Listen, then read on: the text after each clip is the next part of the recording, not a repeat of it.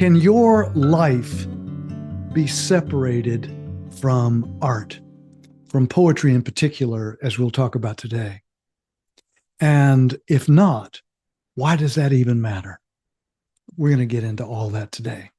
And we're going to do it with a poem by the great German poet Rilke. This particular poem, of course, was written originally in German, translated by Robert Bly. And it is called Archaic Torso of Apollo. Archaic Torso of Apollo. We have no idea what his fantastic head was like, where the eyeballs were slowly swelling. But his body now is glowing like a gas lamp, whose inner eyes only turn down a little. Hold their flame shine. If there weren't light, the curve of the breast wouldn't blind you. And in the swerve of the thighs, a smile wouldn't keep on going toward the place where the seeds are. If there weren't light, this stone would look cut off, where it drops clearly from the shoulders. Its skin wouldn't gleam like the fur of a wild animal. Its skin wouldn't gleam like the fur of a wild animal. And the body wouldn't send out light from every edge as a star does. For there is no place at all that isn't looking at you. For there is no place at all that isn't looking at you. You must change your life. You must change your life.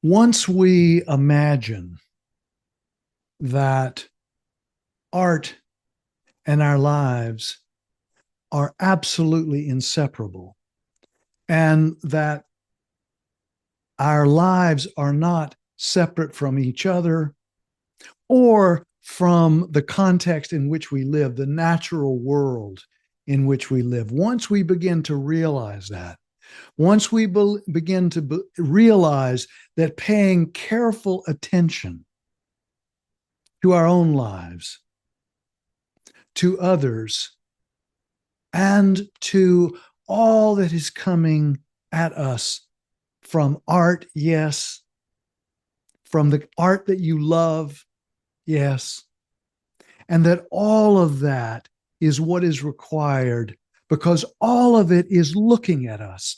All of it is staring right at us, which is another way of saying that we are evolving every moment, and the greater attention we are paying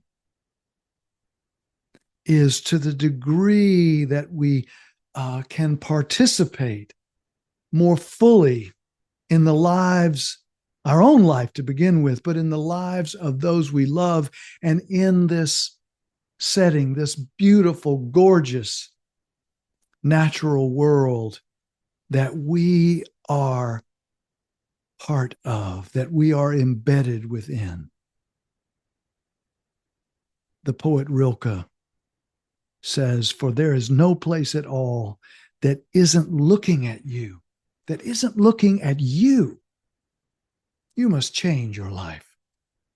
Now, in a way, we could also take a look at this poem and imagine that when we are paying full attention to ourselves, to others that we are in love with and care about, and friends and community, that when we are paying careful attention to all of it, and to the natural world, and to the art that we love, that we can't help but change.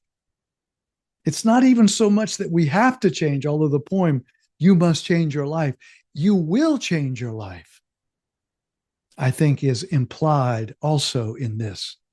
And to the extent that we are able, as this poem I think does very skillfully, it brings ideas for the mind, for the intellect, the logical linear part of ourselves.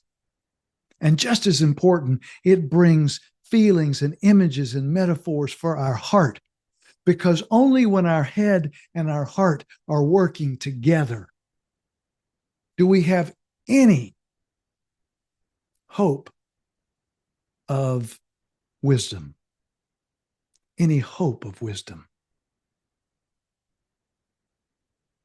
If there weren't light, this stone would look cut off where it drops clearly from the shoulders. Its skin wouldn't gleam like the fur of a wild animal, and the body wouldn't send out light from every edge as a star does, For there is no place at all that isn't looking at you.